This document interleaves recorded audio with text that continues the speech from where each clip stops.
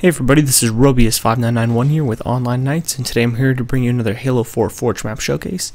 So today's map is entitled Terminus, and it has been submitted to us via the Honorary Knight system by Hushed Behemoth and Mocknizzle008. So today's map is a big team battle map, which features pretty much almost all of the objective game types, except for CTF, which is currently under revision, although it is still compatible. And yeah, so this has been a map that's been in the making for something like, I believe it's like 3 months. So I'm just going to get started and show you guys. So right here is blue team's initial spawn. Here you can go into this basic area. You got all these barricades here to give you good line of sight blockers, some good cover. And you're going to notice there are these main kind of highway passages that go all around the map. And then tons of little doorways and areas you can just hop in to avoid any vehicles, such as the ghosts and the warthogs, which are available all over.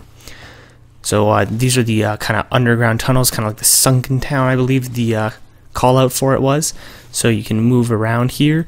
It has multiple different entrances. You got the basic tunnel system here, and please keep in mind, yet again, I'm sorry I couldn't get the dynamic lighting to work in theater mode, so please keep an eye on the lighting that you see in first person here, because this is the actual lighting of the map when we were playing it live, so you can get a good idea of how everything looked. And the dynamic lighting does give this map a nice touch.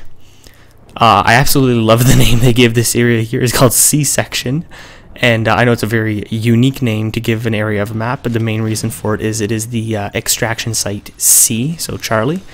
And I just thought that was kind of a hysterical choice to name it. So this is me fighting my way through the main highway area that comes down from Blue Base. So you can see up there, you got one of the Warthogs coming. Unfortunately, I timed my railgun a little off there. But what's awesome is this area here is just, it's pretty open. But I don't know if you look on the sides, you can see there's tons of spots where I can just go ahead and dive into a corner if I need to get cover. These line of sight breakers here work amazingly. Although I pick off the player here, you're going to see there's a little bit of a hide and seek back and forth kind of thing between myself and the other player. We kept trying to pick shots off at each other and then just use those central pillars as cover. So they not only protect you from the vehicles, but from other players. And right at the end here, somebody actually got like an awesome snipe on me with a railgun. So I'm going to let you see that right here. Boom. Now, here's the replay. Just look at this. This is insane. Comicalistic had a great shot from a distance. Just like that. Picks me off. So there's the blue team garage where they have their Warthog and their Ghost. And that's the tunnel exit I showed you earlier. You can see here red team's Ghost and Warthog are starting their maneuvers. So we're going to go back to blue base's side, and I'm going to kind of show you the way. So this is one of the overhead bridges. It kind of works its way around here. As you move your way to the side, you can go down this pathway here, back to C-Section, which I showed you in the first-person footage. So this is kind of built up with various pillars and ramps, which give you different access points. And yeah, so we're going to keep working our way down here.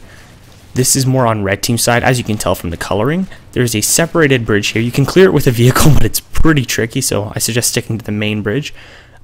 This kind of has an upper level that you can jump up and down to. I'm going to show you some of the more bridge work here that connects these upper and lower levels. This is on blue base's side. It's an asymmetrical big team battle map. Please keep that in mind. So not everything you see on blue base's side is going to be on red team's side. I love these little overhead things. It kind of closes off the overhead of the air, but gives it a nice aesthetic touch. So that's pretty cool.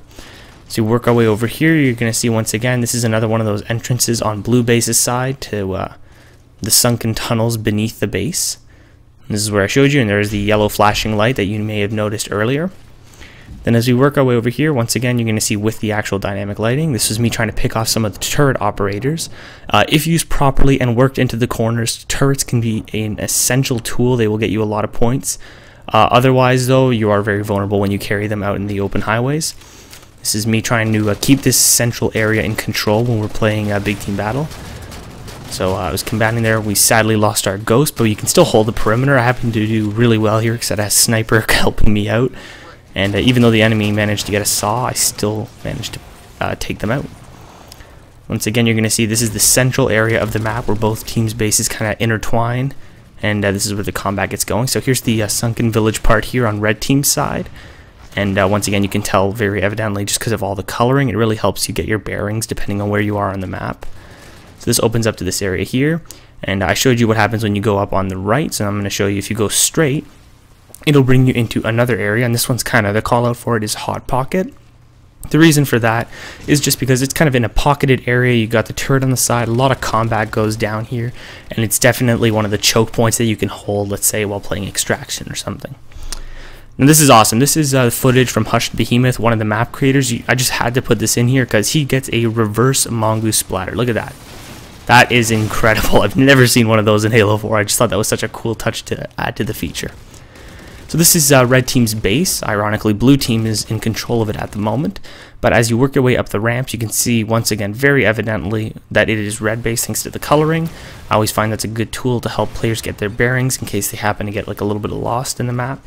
You're going to find all the game types are insanely, like, just perfectly balanced in this. They put so much time and effort into it. It's just incredible. So I'm going to bring you here. This is blue base again. I'm just going to give you a few shots all over the map, give you an idea of the roadways, passageways. There's awesome pathing for the Warthogs and Ghosts. You never really get bored. It's never stale. You can always move around. And on that central bridge I showed you earlier, it's actually a gravity hammer spawn. So this is the last call out point. It's absolutely my favorite one on the map, closing in. And this one is known as Mock's Slut Chair.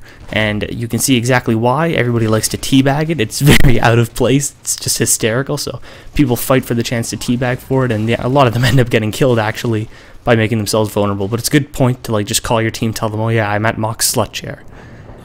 So here's a little more gameplay, just to give you an idea. Some more big team battle. You got, like I said, all the game types are so much fun on this. I really had a blast playing all of them, and it's really a fast-paced, very balanced map. You never get bored.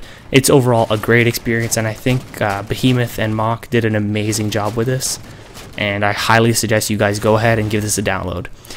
So this is the list of all the players we're going to want to thank for helping us test out their map. There is actually quite a few more than regular because, like I said, this map has been in the making for like 3 months, and I've had it in many of my lobbies, so I am just thrilled to finally be able to feature it on the channel here. This is awesome.